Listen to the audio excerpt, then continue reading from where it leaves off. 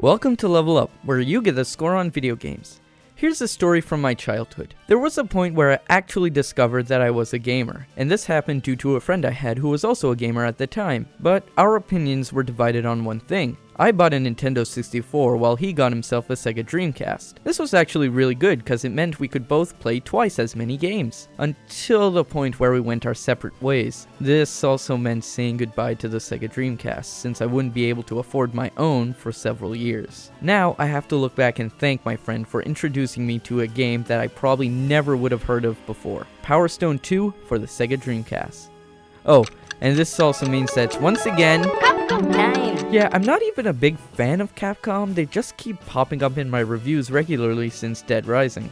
I must be doing something right. Welcome to the Power Stone world! Power Stone 2 is a 3D fighting game. If you remember in my Thrill Kill review, I'm not a fan of fighting games, but when I find one I like, I really like it. And this is one of those games. The basic premise of this game is to empty your opponent's life meter by attacking them as much as possible. But what really sets this game apart is the Power Stones. Once a character collects 3, he transforms into a superpowered alter ego with devastating attacks. For those of you who've played Brawl, it's kinda like the Smash Ball, but with no guaranteed death since you only get one life to play with. Another thing that can be compared to Brawl are the moving stages and stage hazards, where if you don't react quickly enough, the stage will actually hurt you. This keeps the game from getting too boring and adds just that little extra more than if it were just a simple BG. Plus, with only 5 stages to start, it keeps them from getting tiresome quickly. Fight for your freedom!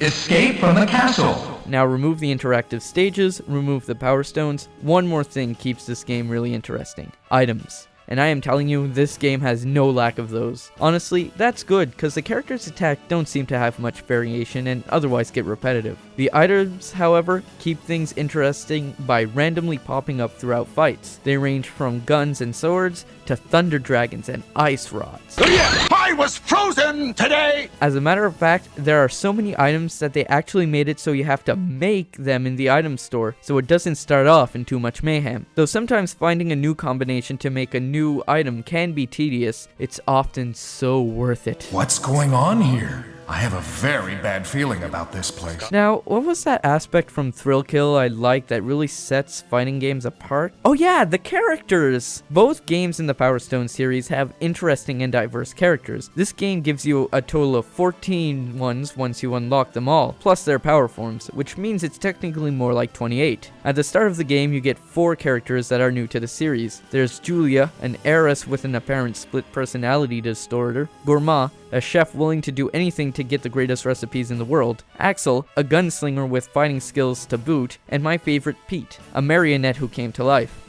A schizo, a cook, a cowboy, and a puppet. And that's just the newer ones, people! Powerful! Power Stone 2 is a great game. It has interesting characters, fun stages, and tons of items to constantly keep the mayhem going. Adding the Power Stones to the mix adds the final icing to the cake. There are a few things keeping me from giving this game a perfect 10 though. First, it's the item creation that can be very time consuming to find a new mix. Next, for some reason the characters' voices aren't translated, which seems simply lazy, especially since the announcer was translated. Finally, this relates back to my distaste for fighting games. Playing this game alone can get boring after a while, since the variations between the modes is minimal. But these are all minor complaints though, and really don't make the actual gameplay less fun. I think this game is the #1 reason to own a Dreamcast, unless you're lucky enough to find an arcade version of it somewhere. I give Power Stone 2 for the Sega Dreamcast 9 out of 10 levels. I'm Leo Melanson, and when are we gonna see a Power Stone 3? Knockout! Game over!